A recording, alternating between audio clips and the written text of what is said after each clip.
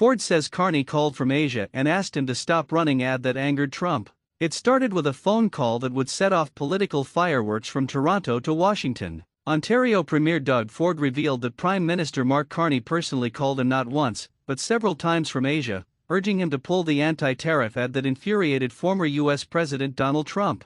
Ford, ever the populist bruiser, wasn't having it. "He called me from Asia a couple of times and said, 'Pull the ad,'" Ford recalled. "I said I wasn't going to do it until Monday. And that's exactly what we did." The standoff between Ontario's tough-talking premier and the country's diplomatic-minded prime minister added a new layer of drama to Canada's ongoing trade tensions with the U.S. and revealed how political egos can collide when billions of dollars in international pride are on the line. The controversial ad that caused the uproar wasn't even about Trump directly. It featured footage of former U.S. President Ronald Reagan warning against the economic dangers of tariffs, a move Ford thought was clever, symbolic, and hard-hitting. But to Trump, it was a direct insult. He abruptly cut off trade talks with Canada and threatened to slap an extra 10% tariff on Canadian goods. The fallout was immediate and explosive, forcing Carney to play the role of diplomat-in-chief while Ford doubled down on his decision. It was, as one senior aide put it, a test of political wills, one about protecting national pride versus preserving international diplomacy. Before we dive deeper, don't forget to subscribe and hit that notification bell so you never miss the latest political showdown shaping Canada's future. What made the situation even more dramatic was the dueling recollections. Ford insisted Carney had seen the ad before it aired. Days later, the Prime Minister confirmed that he did and admitted he'd told Ford not to run it. From his press stop in South Korea, Carney said he even apologized to Trump for the ad's tone. That apology didn't sit well with Ford. "I'll never apologize to Donald Trump, ever," the premier declared defiantly. "If they put me on a stretching rack, I wouldn't apologize." His fiery words ricocheted through newsrooms and diplomatic circles alike, marking yet another moment when Ford turned controversy into a rallying cry. Despite Trump's outrage, Ontario went ahead and aired the ad between October 24 and 26, ensuring maximum visibility, including coveted airtime during the World Series games watched by millions across North America. It was a bold play that Ford later bragged had earned 12.4 billion impressions around the world. He wasn't wrong.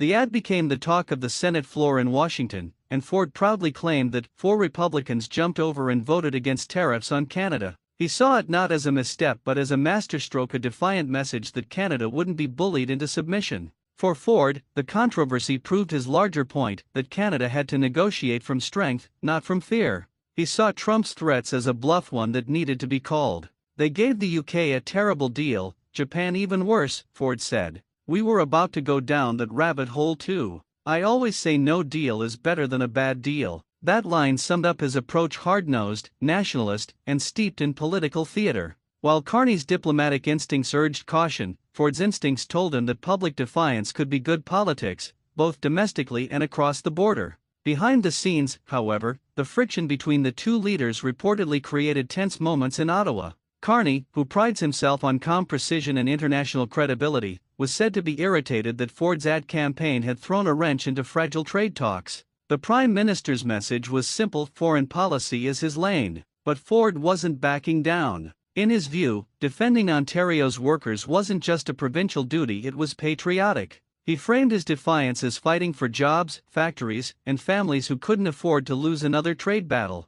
Even as the headlines blazed with talk of diplomatic damage, Ford and Carney tried to project calm. The premier said the two men had texted as recently as that morning and insisted their relationship was still good. He wasn't angry at all, Ford maintained. "I fully understand the position he's in. He's trying to talk to the president." Ford's comments struck a curious tone, both conciliatory and provocative, suggesting that while he respected Carney's role, he refused to bend to what he saw as unnecessary appeasement. The ad itself was a masterclass in political messaging and controversy. Simple, direct, and emotionally charged, it used Reagan's words to remind Americans that tariffs hurt consumers and businesses alike. It was meant to appeal to logic and patriotism, but its subtext was pure defiance. By airing it during one of the most watched television events in North America, Ford ensured that the message reached both U.S. voters and politicians. It rejuvenated the talks with Democrats and Republicans down in the U.S., Ford claimed. That a tariff on Canada is a tax on American people. Whether it truly changed the trajectory of trade negotiations is debatable, but it certainly changed the conversation. Mark Carney's response, meanwhile, reflected the pressure cooker he was in. As Prime Minister, he had to balance national pride with diplomatic pragmatism. Trump's fury was legendary and unpredictable. By apologizing, Carney hoped to smooth things over and reopen channels of communication. Yet, in doing so, he risked looking weak to domestic audiences who applauded Ford's defiance. It was a rare moment where two of Canada's most powerful political figures embodied two very different visions of leadership, one rooted in negotiation, the other in confrontation. Back in Washington, Trump played the incident to his base, railing against Canada's disrespect and threatening new tariffs in response. But as Ford pointed out, not all Americans agreed. Business groups, economists, and even a handful of Republican senators spoke out against Trump's trade threats, arguing that tariffs would only hurt U.S. consumers. Ford seized on that support as validation. For Republicans jumped over and voted against tariffs on Canada, he boasted proudly, painting himself as the unlikely hero who'd stood up to Trump and helped shift the conversation in Congress. As the dust settled, what emerged was less about trade policy and more about political theater, a clash of personalities that exposed the growing divide between Canada's federal and provincial power players. Ford's populist defiance versus Carney's technocratic diplomacy. It was a vivid snapshot of Canada's political landscape in 2025, one where provincial leaders were increasingly willing to go rogue on the international stage. And for Ford, the gamble seemed to pay off. His approval ratings ticked upward in the days following the controversy, driven by voters who admired his grit and refusal to bow. The trade war itself, however, remained unresolved. Trump's threats loomed large, and Carney's team continued delicate back-channel talks to salvage what they could of the relationship. But Ford's ad campaign had shifted the tone, injecting a new sense of confidence and independence into the conversation. For him, it was never just about trade. It was about showing that Canada, and particularly Ontario, wouldn't be pushed around. He wants a terrible deal for Canadians, Ford said of Trump. I take a different approach. In political terms, both men got what they wanted. Carney emerged as the steady hand at the helm, the adult in the room, keeping Canada's global relationships intact.